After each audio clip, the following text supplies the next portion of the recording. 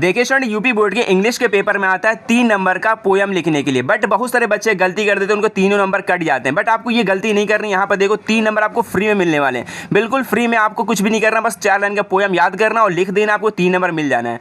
But आपको ये गलती नहीं करनी। आपको यहाँ पर देख लो क्वेश्चन नंबर यहाँ 7 लिखा है आपके पेपर में, आपको ये देखने को मिलेगा। 7 मार्च को पेपर देने जा रहे हो तो आपको देखो यहाँ पर लिखा है क्वेश्चन नंबर 7 पर लिखा है। यहाँ पर देखो पोएट्री का होता है, पोएट्री में बस 3 नंबर आपको मिलता है। देखो यहाँ पर पोयम का मिलता है और 3 नंबर मिलता है सेंटर आइडिया का, बस 6 नंबर का आता है पोएट्री में। यहाँ पर देखो बच्चे गलती क्या कर देते हैं। यहाँ पर देखो क्वेश्चन लिखा है यहाँ पर, ठीक है। यहाँ पे लिखा between tiger in the zoo and tiger in the jungle. आपको यहाँ पे क्वेश्चन लिखना है यहाँ पे 40 वर्ड का, बट अगर क्वेश्चन आप लिखते हो तो यहाँ से आपके नंबर कटने के चांस बहुत ज़्यादा रहते हैं।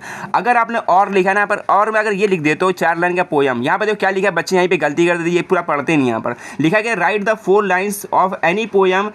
यहाँ पर लिखा है एनी पोयम योर सिलेबस। क्या लिखा है, आपके जो सिलेबस में आया मतलब जो सिलेबस का है वो 4 लाइन का पोयम लिखना है। अब बट आपको ये बच्चे नहीं पढ़ते, यहाँ लिखना है do not copy lines given in the question paper. यहाँ पे कह रहा है कि जो आपका क्वेश्चन पेपर पर वो मतलब कि वो पोयम ना लिखा हो वो आपको याद करके लिखना है। तो यहाँ पर देखो आपको लिखना किस तरीके से, मात्र 4 लाइन का आता है, आपको 2 याद करना पड़ेगा। किस लिए, यहाँ पर देख लो कह रहा है कि जो आपके क्वेश्चन पेपर पर ना लिखा हो वो आपको एक अलग से लिखना है। जैसे मान लो आपका क्वेश्चन पेपर पर एक ठो यहाँ पर लिख कर आ गया तो आपको एक और याद करना पड़ेगा। मान लो बहुत ही सिंपल बता रहा हूँ किस तरीके से आपको कॉपी में लिखना है। तो जैसे मान लो यहाँ पर ये पोयम लिखा हुआ, बहुत ही सिंपल तरीके से आपको याद करना है। यहाँ पर देखो कितने सिंपल तरीके से लिखा गया है। ये आपके चैप्टर का ये बहुत ही डस्ट ऑफ स्नो का है, इतना आसान है कि आपको 1-2 बार पढ़ोगे याद हो जाएगा। तो यहाँ पर देखो क्या लिखा है, यहाँ पर पहला पोयम, ठीक है ना। यहाँ पर 2 बताओ, यहाँ पर देखो एक ये है और एक ये नीचे है। आपको 2 याद करना, कुछ नहीं करना, बस 2 याद कर लेना। यहाँ पर देखो पोयम लिखा है यहाँ पर, कितना सिंपल है, बस आपको 2 बार आपको पढ़ लेना है। क्या लिखा है यहाँ पर, द वे अक्रॉस। क्या लिखा है, the way across Shuk down on me. इसको ना अच्छे से 2-3 बार पढ़ना, याद हो जाएगा।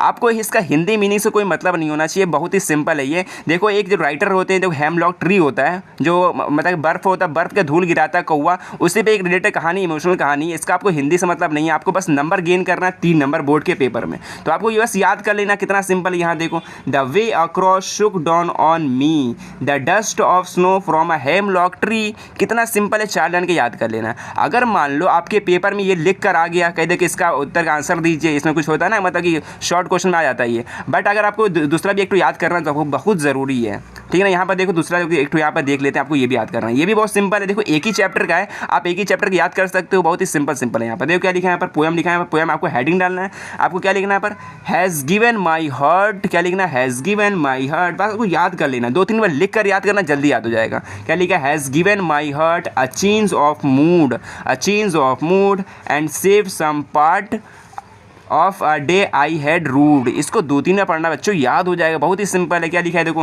Has given my heart a change of mood and saved some part of a day I had rued. अगर मान लो आपके पेपर में ये लिख कर आ गया, मतलब इसका मतलब कुछ होता है ना, इससे मतलब इसका उत्तर का आंसर दीजिए, तो बट आपको क्या करना पड़ेगा, यही सेम नहीं उत्तर लिखना है। अगर यही सेम लिख दे तो जो क्वेश्चन पेपर में आया हो तो आपके यहाँ से नंबर कट जाएगा। आपको क्या करना है, एक डिफरेंट याद करना है। इसे मान लो ये लिख के आओ तो ये लिख देना, मान लो ये लिख कर आ गया तो ये आपको लिखना पड़ेगा। तो यही आपको करना है, कोई भी आपको टेंशन नहीं लेना, बस याद कर लेना, 3 नंबर आपको यहाँ से फ्री का मिल जाएगा। देखो आपको कॉपी में कुछ इसी तरीके से करना है। देखिए यहाँ पे 4 लाइन पोएम लिखो, यहाँ पे क्वेश्चन नंबर डालो, बस मिल गया 3 नंबर आराम फ्री के।